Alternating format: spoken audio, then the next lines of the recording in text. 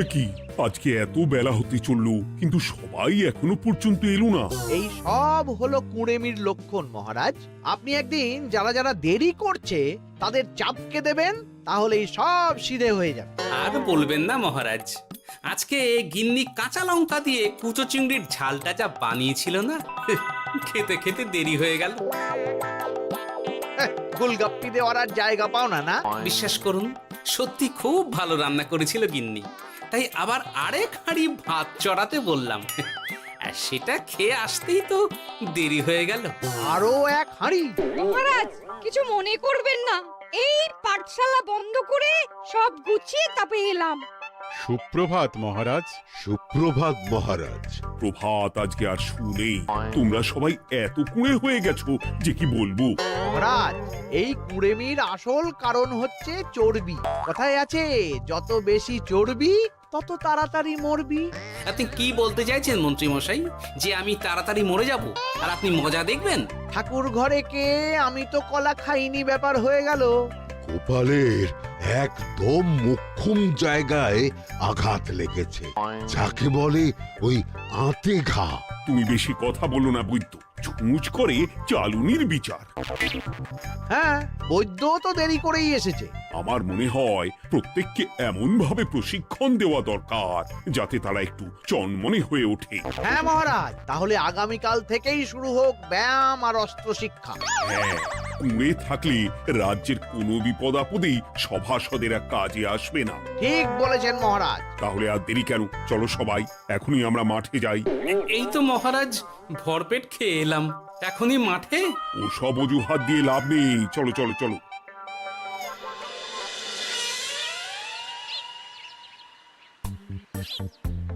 এবার সবাই সারিবদ্ধভাবে দাঁড়িয়ে পড়ো। এ কি, গোপাল কোথায়? মহারাজ, গোপাল আপনার পিছনে দাঁড়িয়ে আছে, চুপি চুপি। এই গোপাল, যাও যাও, মাঠের মাঝখানে গিয়ে দাঁড়াও। এই চাঁদি ফাটা রোদে কেন মহারাজ সুস্থ শরীরকে ব্যস্ত করছেন? এসব বাজে কথা শুনতে চাই না। শুয়ে বসে থেকে শরীরের কি অবস্থা করেছো? শরীরের নাম মহাশয়, যা সবে তাই সয়। তুমি যাবে না, তোমাকে এক্ষুনি বরখাস্ত করব। কি জ্বালা! যেখানে আমার সব কাজ বুদ্ধি দিয়েই হয়ে যায়, সেখানে গায়ের জোরের কি দরকার? হ্যাঁ, এই গোপাল, আমি 1 থেকে 3 অব্দি গুনবো, তারপরে সবাই এই মাঠের ধার বরাবর 5 বার পাক দিয়ে দৌড়বে। ঠিক আছে মহারাজ, আমি প্রস্তুত। আমি রোগা পটকা আছি, কোনো সমস্যাই হবে না। হয়ে গেল। সবাই প্রস্তুত? 1, 2, 3। কি হলো গোপাল, দৌড়াও দৌড়াও। মহারাজ, এর থেকে বেশি জোরে পারবো না। আই, কে আছো? একটা কঞ্চি দাও। এই সেরেছে। বেশ হয়েছে, বেশ হয়েছে। ব্যাটার এবার চর্বি কমবে। কি হলো গোপাল, হ্যাঁ হয়ে গেল? হ্যাঁ?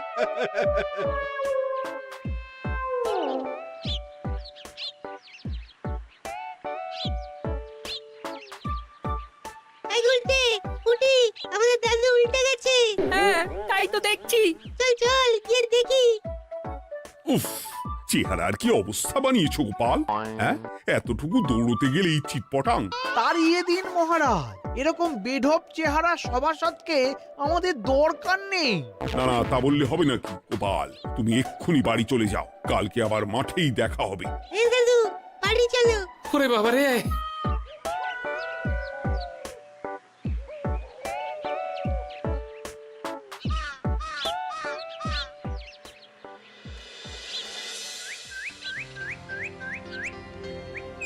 আরে ধুর ছাতার মাথা, তখন থেকে জল খেয়েই চলেছ। কি হয়েছে সেটা বলবে তো? শরীর চর্চা হয়েছে, শক্তি খরচা হয়েছে, আর পারছি না। উফ, বাপরে বাপ, কি পায়ে ব্যথা! এই জন্যেই আমি বলি বাপু, একটু বপুটাও নড়াও, কিন্তু কার কথা কে শোনে? ওরে বাবা, অকারণে সুস্থ শরীর ব্যস্ত করবো কেন বলো তো? বেশি নড়াচড়া করলেই আয়ু কমে যায়। তোমার এই বাজে কথা কোন শাস্ত্রে লেখা আছে শুনি? শাস্ত্রে কেন যাব, বাস্তবে জলজ্যান্ত উদাহরণ আছে। আমি মানতে পারছি না। হুম, মানতে পারছি না বললে তো হবে না, তোমাকে মানতেই হবে। বেশ, প্রমাণ করো। আমি যদি তোমাকে প্রমাণ করে দিতে পারি, তাহলে আজ থেকে বাড়ির বাজার দোকান করার দায়িত্বটাও তোমাকেই নিতে হবে। দিদা, তুমি তো ফেঁসে যাবে, দাদুর সঙ্গে বাজি লড়বে না। এই বাদ দে তো, তোর দাদু আগে প্রমাণ করুক যে বেশি নড়াচড়া করলে বয়স কমে। হ্যাঁ তাহলে বাজি? হ্যাঁ, বাজি। আচ্ছা ঠিক আছে, বেশ। তুমি তুমি একটা পশুর নাম বলো তো, যারা খুব তাড়াতাড়ি দৌড়য়। ঘোড়া, হরিণ, চিতাবাঘ আরো আছে। আচ্ছা, এবার সবচেয়ে আস্তে আস্তে কোন পশু চলে, এরকম একটা পশুর উদাহরণ দাও। কেন, কচ্ছপ? এই তো পেয়ে গেছে উত্তর। এবার তুমি বলো তো, কচ্ছপ কত বছর বাঁচে, আর ঘোড়া, হরিণ, চিতাবাঘ এরা কত বছর বাঁচে? চিতাবাঘ, ঘোড়া কেউই 30 বছরের বেশি বাঁচে না, কিন্তু কচ্ছপ 300 বছরও বেঁচে থাকে। হেরেছে, হেরেছে, আমার বউ হেরেছে। উফ, জীবনের কত বড় চাপ নেমে গেল। হ্যাঁ, এই তুমি আমাকে এভাবে হারালে। তখনই বললাম দাদুর সঙ্গে বাজি লড়তে যেও না। নাও, এবার খেলা সামলাও।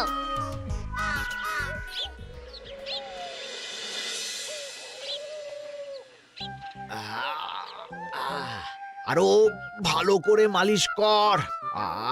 আজকে ছোটাছুটি করে পা দুটো বেশ ব্যথা ব্যথা করছে। কালকে তো আবার অন্য পরীক্ষা।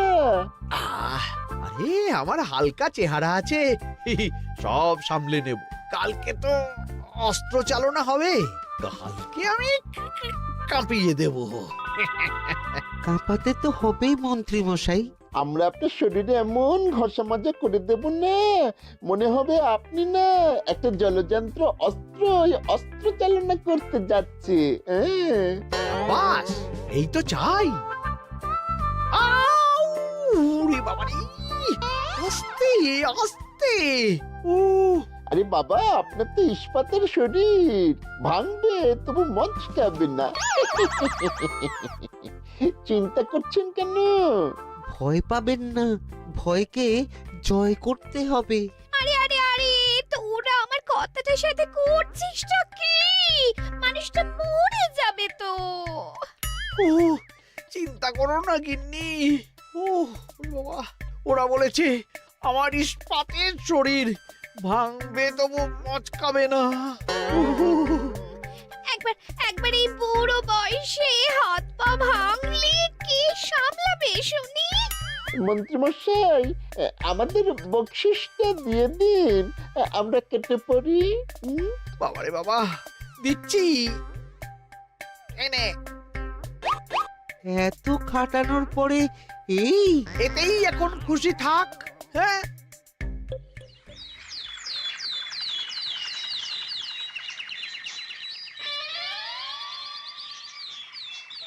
এবার তোমাদের সকলকে অস্ত্র শিক্ষা দেওয়া হবে। উফ, রোজ রোজ কি জ্বালাতনে পড়েছি, বাপরে বাপ।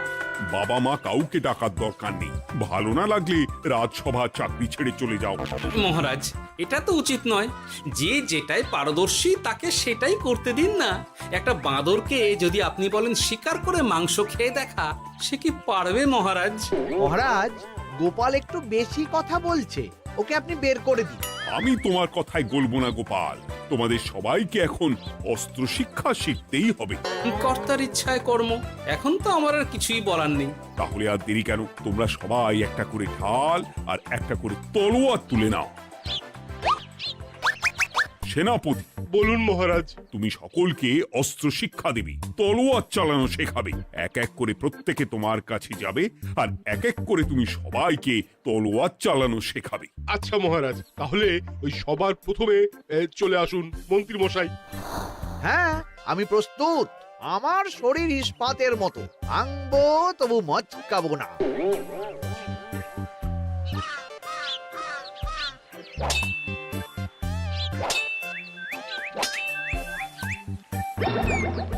কি কেমন দিলাম? অত সহজ নয় সেনাপতি। আমি মন্ত্রী এমনি এমনি হইনি, আগে অস্ত্র শিক্ষা শিখে তবে মন্ত্রী হয়েছি। এটা কি হলো? হ্যাঁ, আপনি অস্ত্র শিক্ষায় পারদর্শী, কিন্তু আরো বিচক্ষণ হতে হবে। কারণ আজকে এই পাগড়ির জায়গায় আমি যদি তলোয়ার আপনার গলার দিকে চালাতাম, তাহলে কিন্তু আপনার এই ভবলীলা এখানেই সাঙ্গ হয়ে যেত। ঠিক আছে, ঠিক আছে, মনে রাখবো। এবার বাকিদের তো ডাকো। হ্যাঁ, এরপরে তলোয়ার চালানো শিখতে আসবে গোপাল। গোপাল দাদু, গোপাল দাদু। বাবা বাবা বাবা, গোপাল তুমি আবার দল বল নিয়ে এসেছো।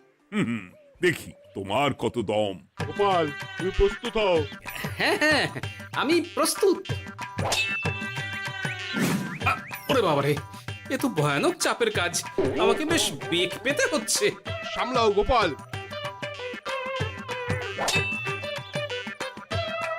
না, আমাকে অন্য রাস্তা দেখতে হবে। সেনাপতি, মহারাজের দিব্যি, তুমি আমার দিকে তলোয়ার ঢাল বাড়াবে না। এই এই, এটা কি হলো? সত্যি তো, এটা কি হলো? গেল গেল গেল গেল গেল গেল গেল, দুটিটা খুলে গেল গো।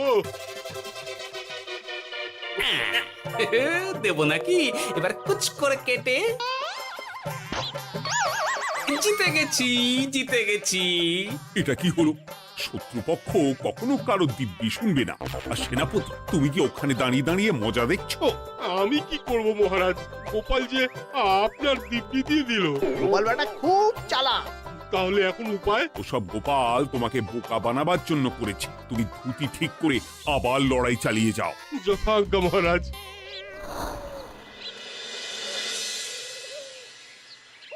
কিরে ন্যাপলা, তোদের দিদা আমার জন্য কি রান্না করে পাঠিয়েছে রে? এই তো ভাত, আলু সেদ্ধ, এই পুঁই শাকের ঝোল আর রুই মাছের ঝাল। আর তোদের যে তোষক, বিছানার চাদর আনতে বলেছিলাম, এনেছিস তো? ওই তো দাদু, কুটির গুলটে আর বাকিরা সবাই ধরাধরি করে নিয়ে আসছে। ব্যাস, তাহলে তার কোনো চিন্তা নেই। খেয়ে একটা জব্বর ঘুম দেব, কারণ এখানে যা রঙ্গ দেখছি তাতে বিকেল হয়ে যাবে। তলোয়ার শিক্ষা আজকের মতন এটুকুই থাক। এবার শুরু হবে বল্লম শিক্ষা। সবাই আবার আগের মতন সারিবদ্ধভাবে দাঁড়িয়ে পড়ো। আহ, তোদের দিদা পুঁই শাকটা কিন্তু বেশ জব্বর বানিয়েছে। তোদের দিদার হাতের রান্নার কোনো তুলনাই নেই। আহা, কি স্বাদ! এ কি, গোপাল আবার কোথায় গেল? এই তো মহারাজ, আমি এখানে ওই পুঁইয়ের ঝোল আর রুইয়ের ছাল দিয়ে ভাত খাচ্ছি। এসব কি মাঠের মধ্যে খাওয়া? আরে শরীরটাকে তো রাখতে হবে। তাড়াতাড়ি খেয়ে এইদিকে এসো। আসছি আসছি আসছি। এবার আমি তোমাদের দেখাবো কিভাবে বল্লম নিয়ে তেড়ে যেতে হয়। দেখান মহারাজ।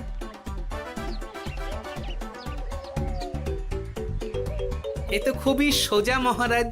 ঠিক আছে, তাহলে বল্লম নিয়ে তেড়ে যাও দেখি। দিন, আপনার হাতের বল্লমটাই দিন।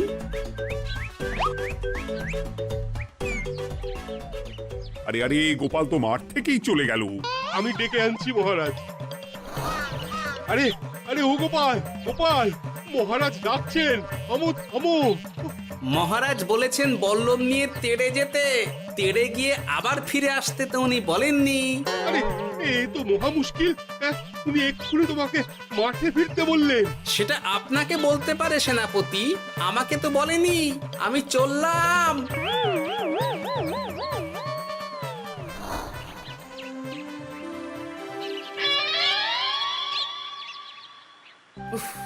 বাবারে বাবা, কি ঝক্কি! অনেক বুদ্ধি করে মাঠ থেকে খাটে চলে এসেছি। আমি আর উঠছি না। এ কি বলি, তোমাদের তো এখন অস্ত্র শিক্ষা নেওয়ার কথা। হ্যাঁ, তোমার বলা নেই, কোয়া নেই, অমনি বাড়ি চলে এলে। আরে বাবা, ওইসব অস্ত্র শিক্ষা মানেই সুস্থ শরীরকে ব্যস্ত করা, অসহ্য খাটনি, অযথা কষ্ট। কষ্ট করলে তবেই কেষ্ট পাওয়া যায়। হ্যাঁ, তোমায় আমি আগেও বুঝিয়েছি, যেখানে বুদ্ধি কথা বলে সেখানে দেহের শক্তি নীরব দর্শক গিন্নি। আরে বাবা, সে না হয় বুঝলাম, কিন্তু মহারাজ তো ভালোর জন্য সবাইকে অস্ত্র শিক্ষা দেওয়ার চেষ্টা করছে না? আরে বাবা, যার যা কাজ তাকে সেটা করালেই পারে। মহারাজ তো সেটা বুঝতেই চাইছেন না। আমি এখন ঘুমো।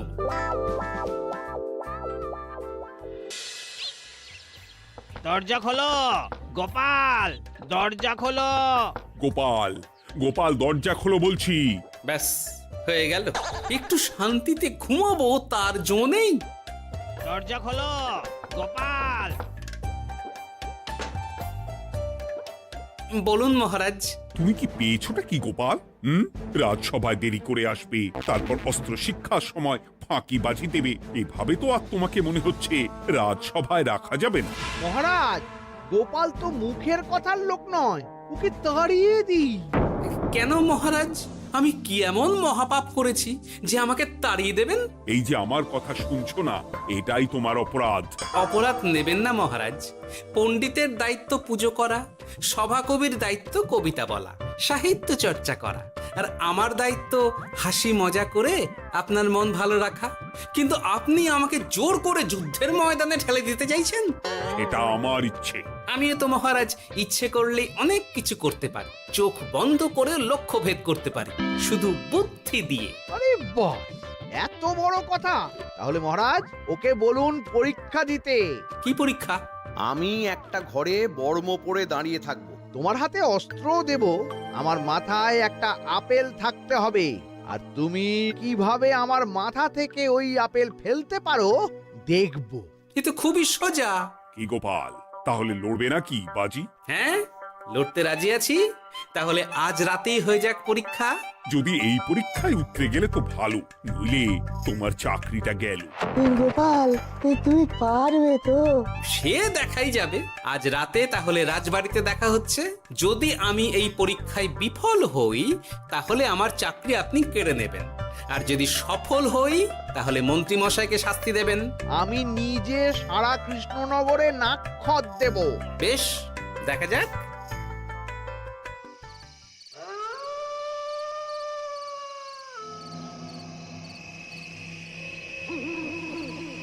কি মন্ত্রীমশাই, ব্যবস্থা সব ঠিকঠাক হয়েছে তো? হ্যাঁ, এবার শুধু গোপালের পরীক্ষার পালা।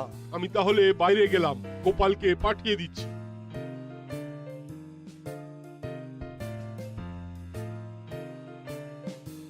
এবার যাও গোপাল, ঘরের ভিতরে যাও, দেখি তুমি কি করে মন্ত্রীর মাথা থেকে আপেল ফেলতে পারো। আপনি তো শুধু আমার চোখ ঢেকেছেন, আমার নাক, মুখ, কানও ঢেকে দিন, যাতে ঘ্রাণেন্দ্রিয়, শ্রবণেন্দ্রিয়েরও সাহায্য না নিতে পারি। বেশ, তাহলে তাই হোক। আয়, কে আছো? গোপালের মুখ, নাক আর কান ঢাকো। যথা আজ্ঞা মহারাজ। একটু একটু মোটা কাপড় দিয়ে নাক মুখ ঢাকো, হ্যাঁ, যাতে সেভাবে আপেলের গন্ধ না পাই। বেশ বেশ।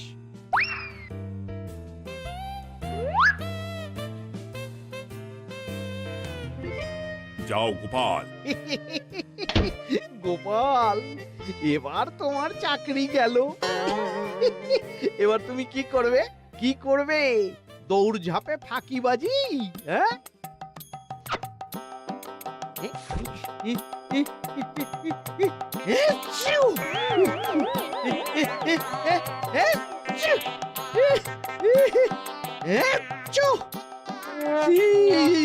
গেল গেল গেল গেল গেল, আপেল পড়ে গেল। আপেল পড়ে গেল? মহারাজ, এর মধ্যেই গোপাল আপেল ফেলে দিয়েছে। ঘরের ভেতরে চলো।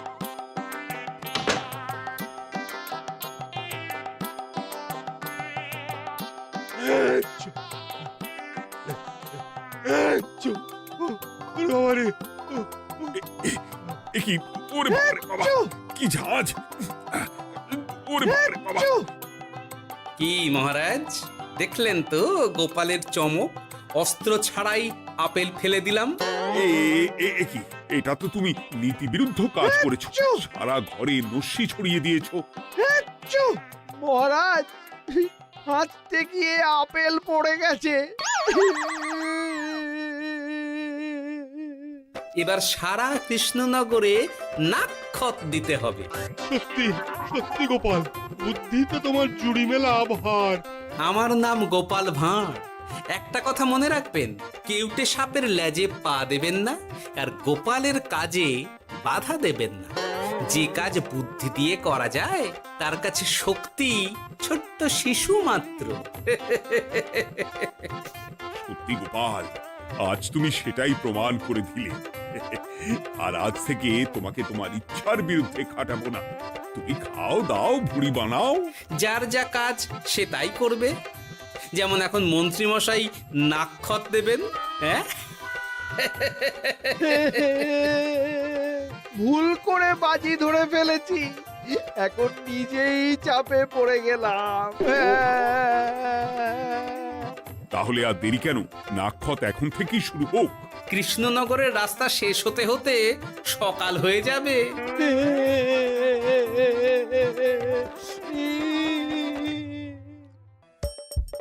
হাসির রাজা, জ্ঞানের রাজা, রসিক রাজা।